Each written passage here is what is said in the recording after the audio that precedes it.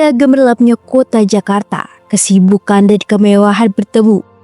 Namun, ada sebuah kisah yang sering terabaikan. Kisah yang menggambarkan perjuangan dan harapan di balik dinding-dinding pemukiman kumuh yang tersembunyi. Tempat di mana ratusan keluarga berjuang setiap hari untuk melawan kemiskinan yang mengancam mereka. Di balik kemajuan yang terlihat di Indonesia, kemiskinan tetap menjadi bayang-bayang bagi banyak keluarga. Menurut data Badan Pusat Statistik pada awal 2024, sebanyak 9,36% dari populasi Indonesia hidup di bawah garis kemiskinan. Angka tersebut setara dengan 25 juta orang penduduk Indonesia. Di tengah gemerlap kota-kota besar seperti Jakarta, ada sisi lain yang sering tak terlihat, di mana warga bergulat dengan kerasnya hidup setiap hari untuk sekedar memenuhi kebutuhan dasar mereka. Setiap pagi, banyak dari mereka yang memulai hari lebih awal, dengan harapan bisa meraih sedikit rezeki untuk menghidupi keluarga. Dalam tujuan pembangunan berkelanjutan atau SDGs, menghapus kemiskinan menjadi sebuah prioritas utama agar semua orang bisa hidup dengan layak dan bermartabat. Di pemukiman inilah kehidupan terus berjalan dengan segala keterbatasan. Seperti kisah nyata yang dialami oleh Ibu Warsini, seorang ibu yang tinggal di kawasan Pasar Minggu. Beliau hanya berlindung di bawah terpal di pinggir rel kereta api. Di tempat inilah beliau berjuang setiap hari untuk memenuhi kebutuhan keluarganya, khususnya untuk suami yang sedang sakit dalam kondisi yang serba terbatas. Berapa lama Bu udah tinggal lama di sini? 6 tahun. 6 tahun. Gitu. Terus berarti belum sama sekali ada bantuan pemerintah atau? Belum pernah. Ibu sendiri terdaftar sebagai warga Jakarta atau? Ya, saya kan sejak ngontrak kan laporan sama Pak RT, Pak RT. Ya, pada ngajak bantuan itu yang orang-orang yang pada lingkungan di situ. Kalau saya belum pernah terima. Ibu belum pernah terima dipanggil atau Pak RT atau Pak RW, belum pernah. Ibu dapet duit sedikit-sedikit dari jalan, kadang ada yang ngasih 20, kadang 10.000, kadang 50. Tuh, itu. Kalau dari RT/RW belum pernah. Ini Bapak sedang sakit ya Bu ya? Iya, Bapak lagi sakit. Kemarin baru berobat di situ Netra Sehat yang 24 jam itu. Itu Bapak ya menjalani prakteknya terus. Kalau kata dokter sakit apa? Kata dokter mah ada gula, ada lambung, sama pusing, mah gitu. Kalau biayanya sendiri gimana Bu? Lalu kemarin itu anunan itu dari Ibu Azizah dari yayasan bantu untuk berobat, ngelihat Bapak kaki bengkak, dikasih untuk berobat. Ya berobat doang. Di balik wajah yang tampak tegar ini, tersimpan banyak cerita tentang perjuangan. Mereka bekerja keras setiap harinya, namun terkadang upaya mereka terasa belum cukup untuk mengangkat keluarga mereka keluar dari kemiskinan. Yang ditutukan mah yang penting Bapak sehat. Jadi ibu usaha jadi tenang kan, nggak mikir ke rumah. Ya istilahnya ibu ingin megang duit dikit-dikit untuk makan sehari-hari. Jadi barang bisa dikumpul tuh, bisa bayar rumah itu kan. Jadi itu nyarinya nggak buru-buru kan. Mulu sekarang kan jarang barang tuh, banyak yang ngumpulin. Yang orang dagang juga pada ngumpulin ya kan.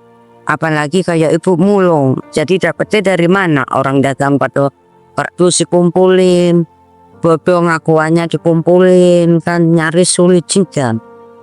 Makanya ibu kan kepinginnya usaha tenang, Bapak megang duit biar kalau beli makanan atau apa kan nggak usah nunggu ibu itu utama minta itu, nggak minta aneh-aneh ibu mah. Yang penting Bapak sehat, makan terjamin, itu doang. Untuk memahami bagaimana pemerintah mencoba mengatasi persoalan ini, kita akan mendengar dari pihak pemerintah DKI Jakarta. Apakah ada yang bisa dilakukan oleh pemerintah untuk membantu warga di area-area kumuh ini? Apakah ada program atau bantuan yang dapat memberikan mereka peluang untuk bangkit dari kemiskinan? Program yang telah dilakukan oleh pemerintah DKI Jakarta sudah cukup banyak untuk mengatasi kemiskinan. Dari program ekonomi, pemerintah DKI Jakarta banyak memberikan pelatihan-pelatihan kegiatan keekonomian pada masalah kemampuan warganya untuk bisa masak. Ada pelatihan tata boga yang difasilitasi di Musrembang. Lalu diajarkan juga terkait dengan skill-skill yang lain agar warga bisa mempunyai skill untuk mendapatkan sebuah pekerjaan. Nah, dengan pekerjaan yang dia miliki, moga-moga itu bisa merubah taraf kehidupannya, lalu diberikan skill untuk bisa melakukan upaya perdagangan gitu.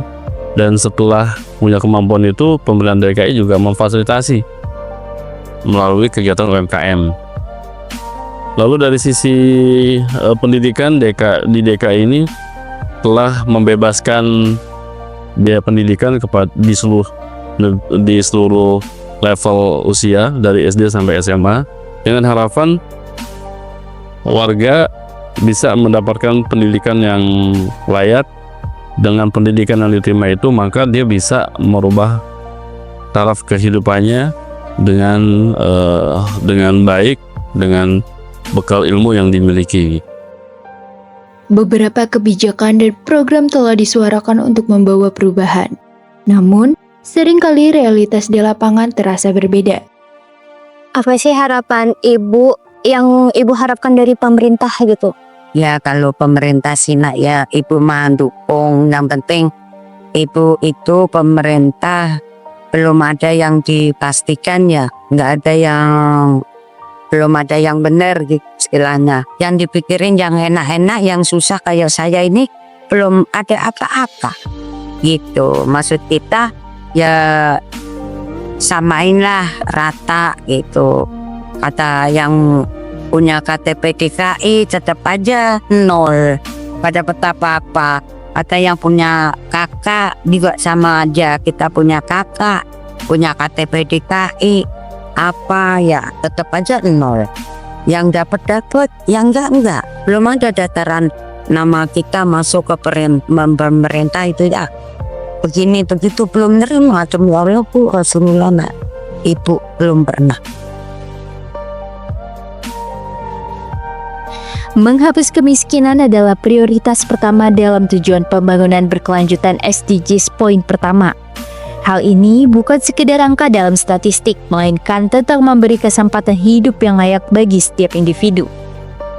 APBD DKI 2024 yang baru disahkan kemarin, itu kalau nggak salah ada anggaran 35 triliun dari anggaran DKI 91 triliun, 35 triliun itu dialokasikan untuk kegiatan atau bidang sosial, kesehatan, pendidikan. Nah, di bidang-bidang itu lekat sekali dengan hal-hal yang berbau kemiskinan. Gitu. Artinya, 35% itu digelontorkan untuk bagaimana rakyat atau warga DKI bisa lebih layak lagi kehidupannya dari segi pendidikan, kesehatan, dan yang lain-lain. Artinya pemerintah DKI serius untuk mengatasi kemiskinan ini. Ya kalau untuk bicara tepat sasaran, 89% tepat sasaran, walaupun masih ada 1-2 yang miss dalam data gitu. Dan ini hal yang sangat dimafhumi gitu. Dan tentu saja harus dilihat bahwa data yang dipakai oleh pemerintah DKI adalah data dari pemerintah pusat melalui DTKS, data terpadu kependudukan gitu. Jadi dari situ pemerintah DKI membuat program-program. Dari data DTKS itu terlihat kondisi masing-masing warga. Kalau yang miskin maka dibantulah, misal diberikan bantuan KJP, Kartu Jakarta Pintar gitu, atau KJMU untuk yang mahasiswa, atau mendapatkan bansos-bansos yang lain, dan itu semua berbasis pada DTKS. Ya, warga yang tidak tidak mampu melakukan upaya pendaftaran ke DTKS, itu sebenarnya sudah diadvokasi atau bisa dibantu oleh petugas pendamping sosial yang Pemdamsos yang ada di kelurahan. Artinya warga tersebut dengan inisiatif sendiri datang ke kelurahan minta dibantu untuk diinput dalam data DTKS gitu. Di balik setiap wajah ada harapan yang nyata, harapan untuk hidup tanpa kesulitan sehari-hari. Bersama-sama, kita bisa mewujudkan kehidupan yang lebih baik yang tidak meninggalkan siapapun di belakang.